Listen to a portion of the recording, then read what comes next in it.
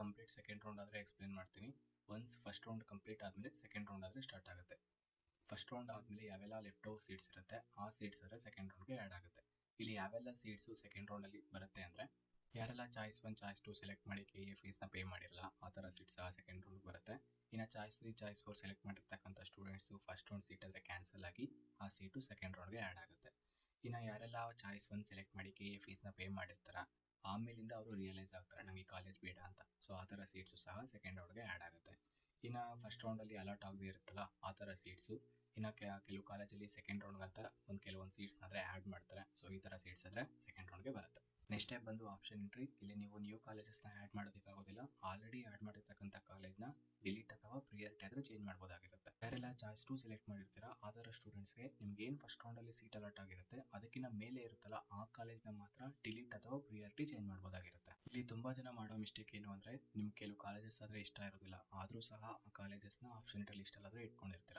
ಇದು ನೀವು ಮಾಡೋ ಬಿಗ್ಗೆಸ್ಟ್ ಮಿಸ್ಟೇಕ್. ಯಾಕೆ ಅಂದರೆ ನಿಮ್ಮ ಸೆಕೆಂಡ್ ರೌಂಡಲ್ಲಿ ಕಂಪ್ಲೀಟ್ ಆದಮೇಲೆ ಯಾವುದೇ ರೀತಿ ಚಾಯ್ಸ್ ಎಂಟ್ರಿ ಆದರೆ ಇರೋದಿಲ್ಲ. ನಿಮ್ಗೆ ಏನು ಸೆಕೆಂಡ್ ರೌಂಡಲ್ಲಿ ಕಾಲೇಜ್ ಅಲಾಟ್ ಆಗಿರುತ್ತೋ ಅದೇ ಕಾಲೇಜೇ ಫೈನಲ್, ಆ ಕಾಲೇಜಲ್ಲಿ ನೀವು ಜಾಯ್ನ್ ಆಗಬೇಕು.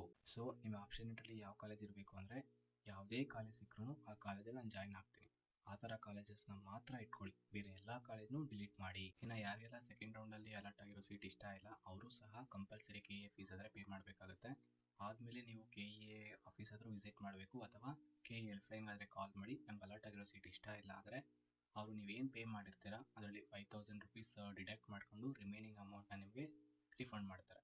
ಈ ರಿಫಂಡ್ ಆಗೋದಕ್ಕೆ 2 ಮಂತ್ಸ್ ಆಗ್ಬೋದು ಇಲ್ಲ 2 ವೀಕ್ಸ್ ಆಗ್ಬೋದು, ಅದು ಡಿಪೆಂಡಿಂಗ್ ಅಪಾನ್ KA ಅವರ ಸರ್ವರ್ ಮೇಲೆ ಡಿಪೆಂಡ್ ಆಗಿರುತ್ತೆ. ಈ ಒಂದು ರೀಸನ್ನಿಂದಲೇ ನಾನು ಆಗಲೇ ಹೇಳಿದ್ದು, ನೀವು ಆಪ್ಷನ್ ಎಂಟ್ರಿ ಮಾಡುವಾಗ ನಿಮಗೆ ಯಾವುದೇ ಕಾಲೇಜ್ ಸಿಕ್ಕರೂ ಆ ಕಾಲೇಜಲ್ಲಿ ಜಾಯ್ನ್ ಆಗ್ತೀನಿ ಆ ಥರ ಕಾಲೇಜಸ್ನ ಮಾತ್ರ ಆಪ್ಷನ್ ಎಂಟ್ರಿ ಇಟ್ಕೊಳ್ಳಿ, ಬೇರೆ ಕಾಲೇಜಸ್ನ ಡಿಲೀಟ್ ಮಾಡಿ. ಇನ್ನು ಕೆಲವು ಸ್ಟೂಡೆಂಟ್ಸ್ಗೆ ಡೌಟ್ ಏನು ಅಂದರೆ, ಫಸ್ಟ್ ರೌಂಡಲ್ಲಿ ನಾವು ಆಲ್ರೆಡಿ KA ಫೀಸ್ನ ಪೇ ಮಾಡಿರ್ತೀವಿ, ಸೆಕೆಂಡ್ ರೌಂಡಲ್ಲೂ KA ಫೀಸ್ನ ಪೇ ಮಾಡಬೇಕಾ, ಮಾಡೋದಾದರೆ ಎಷ್ಟು ಪೇ ಮಾಡಬೇಕು?